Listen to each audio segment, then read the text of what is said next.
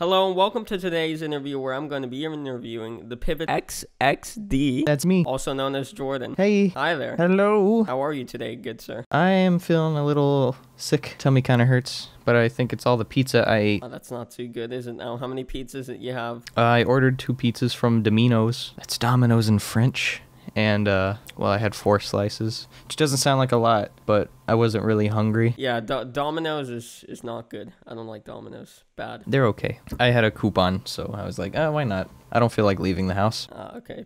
Pizza Hut's better, though. Is it now? I haven't had Pizza Hut since I was a kid. Really? Yeah. Haven't had Pizza Hut in like a week or 2. Oh. Alrighty. I guess if you'd like, I can hit you with the first question. Yes, please do. Alrighty, so when did you start YouTube, Jordan? 2009. April 2009. I've been doing this for nearly 10 years. Were the 10 years like continuous, or did you have like break in between? I've never taken a break. I've always just made videos. I used to have like 600 videos on my channel of just nonsense cartoons I made, but those are all gone. I'm sorry. Especially the 2009 ones. We're not going to go there. 10 years ago, well, 9 years ago technically, you were like how old? God, I can't even do basic math. 13. 2 years younger than me then. Alright, so why'd you decide to start YouTube? What got you into it? So, before I started animating, I found YouTube, of course, in like 2008, and I was just watching a bunch of videos. And this was around the end of 2008, and I just found a bunch of stick figure cartoons, like stick figures on crack. Everyone has seen those, right? But yeah, I was obsessed with those, and I found out what program they used, and that's kind of where my username came from. The program was Pivot Stick Figure Animator, and so most of my work came from that program, and my username was randomly generated by YouTube, because YouTube did that back in 2009. It was like, oh, you don't have a username? Well, here, let's come up with one for you. Oh dear, it came up with the XXD part? It sure did. Why did you run with that, Jordan? I don't like that part of your username. I was 13, dude. I mean, I don't know. I just don't like people that use XD unironically. It wasn't unironically. I was all like, yeah, that's so cool. I didn't even know XD was an emote at the time. I've never used Facebook or anything. MySpace, nothing. I was like all by myself. Yeah, I think I actually used to use Pivot Stick Animator. Do like little stick figure animation a few years ago. It was fun. Those were the days. Yeah, there's another one called Sticks or something like that. Now, did you always, like, did you get started on YouTube with animations, or did you do, like, anything else before that? Of course I drew a lot, like, on paper at school and stuff. I've always drawn ever since I can remember. But before YouTube, I made a Newgrounds account, and I didn't know how to upload to Newgrounds, because I was still, you know, fresh to all this. This was back before Newgrounds had a MP4 option to upload. You used to have to only do SWIFT, which is a flash file. And I didn't know what that was. So I just abandoned my Newgrounds account for a very long time. And I went to YouTube and found out I could upload there. And I was like, this is awesome. Whoa! Now I was curious as to when you got started with drawing. Oh, God. I can't remember. I've always drawn. I should call my mom and be like, Mom, when did I start? She'd be like, Jordan, I don't know. But yeah, I've always been a little doodler, probably since I came out of the womb. God, that sounds gross. You just came out with a notepad. Yeah. Hi, Mom. Leave me be, Mom. I'm gonna work on my art skills. Why did you start drawing? What got you into it, Jordan? Oh, God. I don't know. I watched Pokemon and just drew Pokemon because I was like, oh, that's cool. I wanna draw that. I just started drawing. There was no real inspiration. But like for animating, my biggest inspiration was Ed, Edd n Eddy. Had to be. Yeah, I really liked that show when it was on Cartoon Network. I miss it. Yeah, I miss it too. But I miss Courage the Cowardly Dog. Oh, that one was good too. A bit scary for me.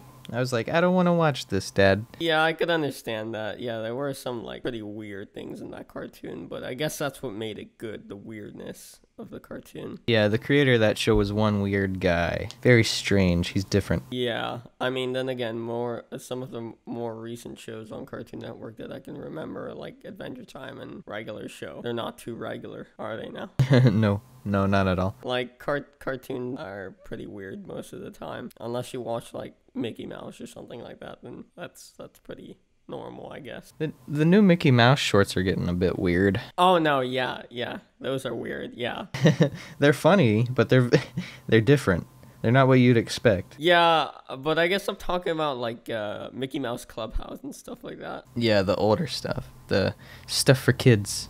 Yeah, for little babies. Now, I was curious as to how you learned to draw, Jordan. Oh man, I'm completely self-taught on everything I know. I've taken art classes and I don't remember a damn thing. Yeah, everything I know it just came from me learning. I just got a pen and paper and I just started doodling, and it's grown from there. I've never really like taken an anatomy class. I've never taken like a figure drawing class. I've taken art classes where we just draw like an object.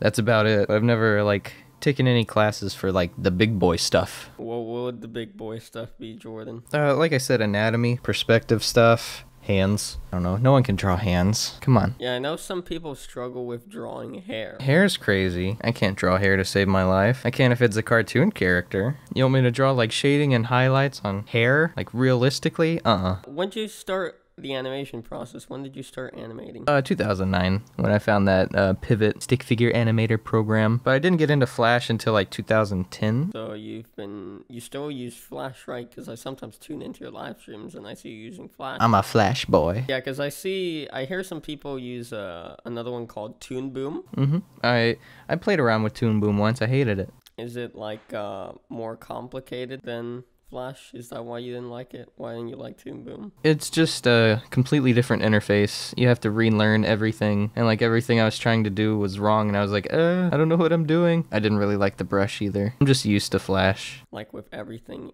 has like a different interface and whatnot. Unless like I know a lot of Adobe products have like similar interfaces, I guess. I'm still learning Photoshop. I mean, I know the basics of Photoshop. Like, I know what I have to know. I don't know more than what I have to. Yeah, me too. Now, why did you start animating? What got you into that? I wanted to figure out how they made cartoons on TV. I was like, how do they do that? So I learned. I was like, Dad, how do they do this? And he's like, I don't know. So I'm like, well, I guess I'll have to find out. And then I found out.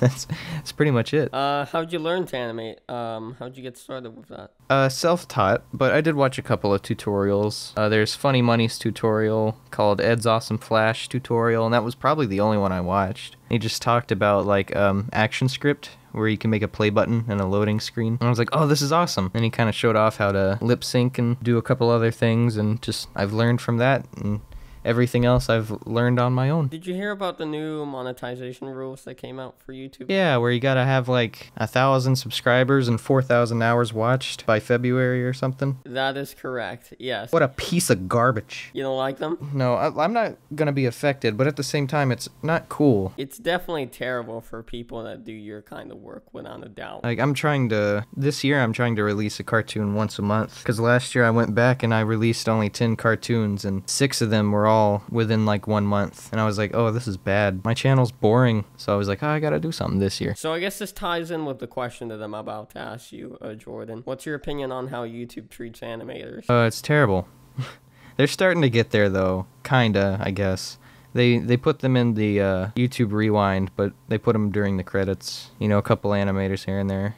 Some of them I know personally, very nice people. And I don't really have to struggle with the new YouTube stuff, like the 1,000 subscribers and 4,000 hours, whatnot. But like, if I was where I was 4 years or maybe 3 years ago, I'd be like, oh, this is bullshit. How dare you, YouTube? But I think they're trying a bit harder now for animators. You never know. There's no telling. Yeah, I can agree with you there, because I know in the YouTube Rewind at the end they put James, Jaden, Rebecca, Tabs, and some other animation channel. Alex Clark, I think. Oh yeah, Alex. Yeah, they put him in too.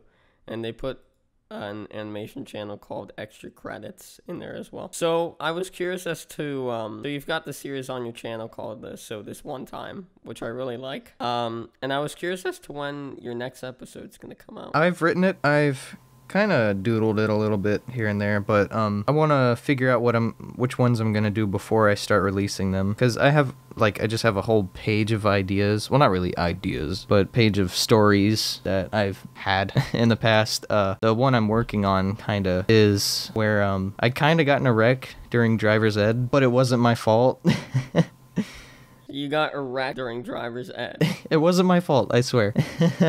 But I think I lost the script, so I gotta go looking for that somewhere, or I gotta rewrite it. I have a bunch of different, you know, stories I could potentially use. Like, I was thinking of doing like one about breakups, but have it be about my band, because my band broke up. It'd be a different take on, you know, oh, my girlfriend broke up with me in high school. Here's this how it went down. Now I think it's funnier if it's a band, because what happened with my band was actually pretty funny, but sad at the same time, and just aggravating. But I'm not gonna get too into it, just in case I do make it. But I do have a cartoon coming out February 2nd. Who knows when this is gonna get uploaded? So February 2nd. All right. So in your first episode of So This One Time, you talked about how you like pissed in the corner of your library. So your friend Michael, he seems to be like a bit of a psychopath, in my opinion. Oh, I think he is. The reason why he was bald was because he wanted to go to the Marines. So instead of actually doing anything, he just shaved his head. But I was too scared to ask him because he's kind of crazy. In freshman year, we would always sneak out and go to the library just to dick around and do stupid stuff. I was genuinely curious as to why he would think that's a funny prank. I don't know, and I've never done anything like that, and I still have, you know, I've never done anything that bad since. Why did you even agree to that, Jordan? Because it was funny, and I was a kid, come on. You're like 14. Me a year ago would not have pissed in my school library. Oh God, Michael. He went to the Marines. He's in Japan right now doing stuff. He's very far away from both you and me. Both me and the library. But he's super buff, and it's weird because he's a bit shorter than me, and I'm not a tall guy at all. I'm really short. So it's really weird when I see a really short, buff person. What's your height, Jordan? 5'8". I'm 5'11". Jesus Christ. Like, if you were to see me, would you see me like as a giant? Pretty much. I mean, in all fairness, I'm like 3 inches taller than you, though. Yeah. For my birthday last year, the voice actor for Stu Boy from Stu Boy and Pip-Boy came and visited me. And this man is like 6'3", and his brother came with him, and his brother's even taller. And it's just weird because they're both big guys, and it's just scary. Let me send you a picture via Discord. All right, let's see. I'll throw it on the video so people can have a look. You made another episode where you talked about your shitty airport experience. Yeah, that one. I don't even wanna. This one was 100% real. Everything in it was real. People don't believe me. All these stories are real. I pick like the most ridiculous stories, thank you.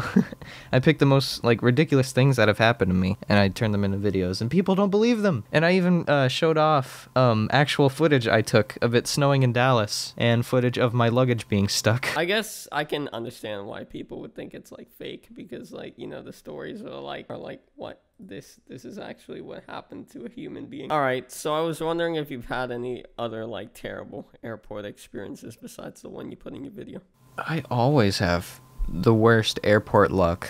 The last time I flew, I went down to see my family again, and I had no issues. And it was the first time I bought flight insurance. I'm like, I know something's gonna happen, so I'm gonna, you know, pay an extra $50 in case something happens. Nothing happens, which just made me mad. Last summer, I always visit my family twice a year. I visit for Christmas, and then I visit in the middle of summer when no one's working and everyone's out of school. And I was flying out of Des Moines, which is a 2-hour drive from my house. And I go there, I park my vehicle and everything. I'm getting ready, and I go through security and everything, and then get to my gate, and the lady's like, hey, we're having a bit of a delay. And I'm like, okay. She's like, okay, time to board. So we start boarding, and then right before I get on, they start taking people off the plane, and I'm like, okay, what is it? And she comes on the intercom saying that the front tire popped on the airplane. And I'm like, really now? And she said, yeah, we're gonna go get a spare in the warehouse. So I waited about an hour, and I was waiting in line to get new tickets. As soon as I get my new ticket, the lady comes back on the intercom saying, oh, we don't have a spare tire, so we have to fly one in from Minnesota, which would take 4 hours, and then it would take an extra hour to put the tire on. So I get to the end of the line where I'm getting new tickets, and I'm like, just give me a ticket for tomorrow. I don't want to deal with this. So I get in my car and I drive, and my ex-bandmate, his name's Austin, he was the bassist in my band. Really cool guy. I'm like, hey, can I please stay with you tonight? I'm stuck here. I don't want to drive home and drive back. That's a lot of gas. He's like, yeah, no problem, dude. You can stay in my apartment with me for the night. And I was like, yeah. And we get there, and he takes me to this bar where he plays open mic shows like every Monday, and it just so happened to be a Monday. So I sat down on a cajon. It's this little box you beat with your hands, and he had a guitar, and we just played in front of everyone at this bar. It was really nice. And he also kept my Jeep at his apartment complex. That way I didn't have to pay a fee. So that was very nice. So it kind of turned out good, but at the same time, you know, a tire popping on an airplane, come on. Hashtag good guy Austin. Good guy Austin. All right, I've got one last question for you here, Pivots, and then we can conclude it. Bum bum bum. The fateful last question. What are your plans and goals for this year, Jordan? Release a cartoon every month. Release, hopefully, 2 episodes of my series, BPTV. And then, world peace. Yeah, out of the 3 goals, I think the third one's the most easy to accomplish. Oh, yeah, definitely. World peace. Yeah, that's a realistic goal. So be on the lookout for that. World peace is coming, 2018. Hashtag bring world peace 2018. All right, well, those are all the questions that I had written down, Jordan. So thank you so much for coming on. Yeah, no problem, dude. Thank you for having me. I appreciate it. Of course, my man. Thank you for coming on, like I said. And, well, that wraps it up, everyone. Thank you for watching. I'll see you next one. But before that, spam that like button, consider subscribing, share this video with your family and friends. Leave a comment. I'll see you next one. Take care, and goodbye. Subscribe.